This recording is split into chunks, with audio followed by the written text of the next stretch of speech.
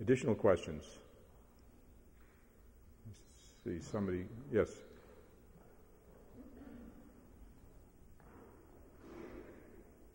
We'll just call this the Boston segment. Okay. I'm Jerry Kadaya Fair from enough. the City of Boston.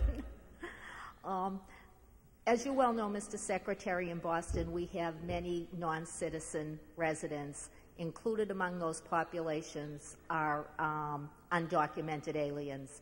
Certainly we want them all to count, but we have found in the course of doing our annual listing, particularly in the last 8 to 10 years, people are extremely reluctant to tell the government anything.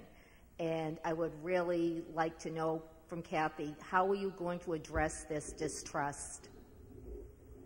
Why don't you just wait there also for a moment? Well, with our focused and expanded partnership program, and we have a national integrated communications campaign where we have a lot of materials, paid advertising, and information that will come out primarily in 2010.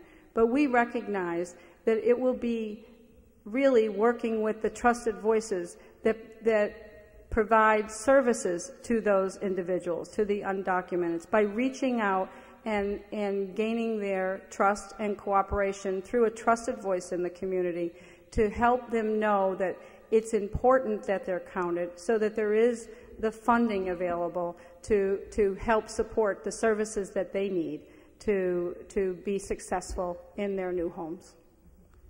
I had an opportunity to meet a week or so ago with the Massachusetts Immigrant and Refugees Advocacy Group, which worked very closely not only with people who are here legally, but also people who come into our country illegally or undocumented, yet nevertheless are here. And I think they're sensitive to the issue, and they recognize that the preoccupation on immigration issues over the last 10 years is certainly going to make this more difficult. I think the only thing we can conclude is that the confidentiality issue must be emphasized. I know, as you heard in her opening remarks, Kathy emphasized that, but getting that message across, often in their own language. What I wanted to ask you, Commissioner, was I know, because I'm a resident of Boston, when I get my annual listing form, there's an insert in there which has, in multiple languages, some of which I can't quite understand, the offer of help if I needed to help filling it out. I'm curious about two things. First of all, how many languages you present that in? And secondly, are there any new languages that you've added over the recent years as a result of shifts in population within the city? Well, it's a pretty comprehensive list. It's 11 languages. Right. And I think in recent years we've added Somali, which we've had a growing Somali population. Certainly our Portuguese and Cape Verdean populations are also growing.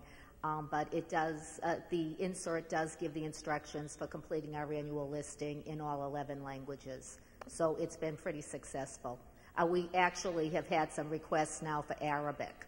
Really? That's come in recently. We've had several calls on that. It's very interesting. Well, thank you. And perhaps using that as a jumping off point, if there are other folks who use other languages as they take their annual listing, I think it would be important for the Census Bureau to know that. I must confess to you that 10 years ago when we started the effort and we were focused at the time primarily on Spanish, it was something of a revelation as we discovered other languages and indeed other populations. Coming from where I come from in Brighton, part of Boston, I knew that in the Brighton-Brookline area there was a significant Russian population, but I was rather stunned to discover that there was a large Russian population in Westfield that I never heard of before.